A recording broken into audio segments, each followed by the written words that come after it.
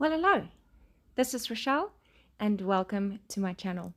Today I'm using the Bible Challenge kit by Prepared From Above, and I will link it down below. You can pick yours up using my code Rochelle20 to get 20% off this kit.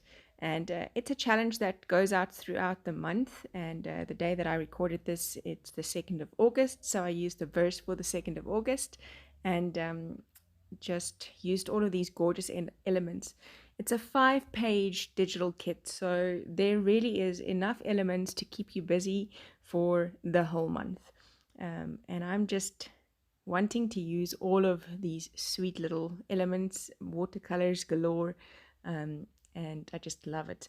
In the end, I won't have space for all of it, but that's okay. I'm enjoying it nonetheless. So playing around with placement, seeing where I can build some clusters, and deciding to use these pencils or crayons, pencils, I suppose.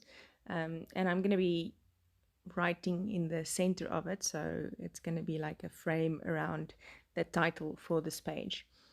It's pretty much like I said, why I love printables. They just really make it easy to spend time in the Word, and you don't have to be super creative. You don't have to be intimidated because maybe you don't feel specifically artsy.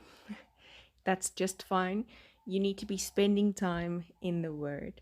Add your own little flair to it by building your own type of clusters and maybe some splatters and whatever it is that makes it a bit more you, whilst using someone else's art, which is allowed because it's a printable. This is just a little trick I learned, not wasting my elements, in the sense that I cut it so that I can stick it down on the side of the page. That also gives it kind of a continuous feel, so that it's not just this little framed piece that you're doing, but kind of like it's more than that. It goes off the page, and then you can use whatever you cut off on another piece somewhere else in the page. And I'm going all the way over in my Interleaf Bible to the side where the typing is, and just making the whole page kind of like flow easily.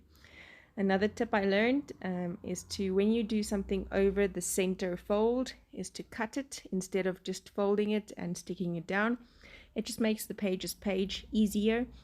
If you do stick it, it's very difficult to get into that exact center, and you can never fold it as tightly as these pages are folded.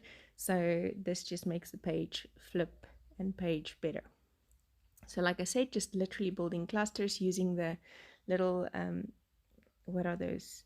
6, those little ones. The shapes and the stars and the labels and all of the beautiful things that you can use for this. It's a hexagon, right? Yes, 6 corners, hexagon. Pretty sure it's a hexagon. Anyways, and they are grid lined, so it's just really super cute. Using my Faber Castell Pitt Artist pens to write out the and teacher, and then I'm gonna be challenging myself to make this a little bit more me. I'm going to take my Faber Castell watercolors in pan size, or pan form, solid form, and I'm going to be lettering sort of with a brush, greatest. And I jumped into it and messed up the R. And part of me was like, okay, I'm just scrapping this page. But you know what? Yeah, it is what it is. And I know what it says, and it really is not art for, some museum. It is just my time with God, and so we'll just pretend like that R is perfect. I have yet to master the art of the R. I had a laugh this weekend because we had a class, and they were talking about how the S is difficult. I really find the R difficult. Regardless, this is about Christ being our teacher and really being the best teacher ever, the greatest teacher.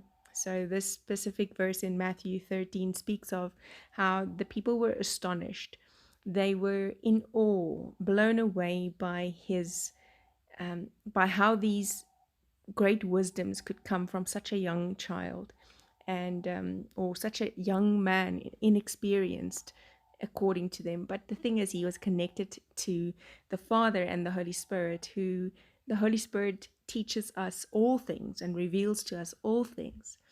And so he really was the greatest teacher. Writing down the verse in or from the Passion, just a little bit of it, and calling it a page. Thanks for joining me. Bye bye.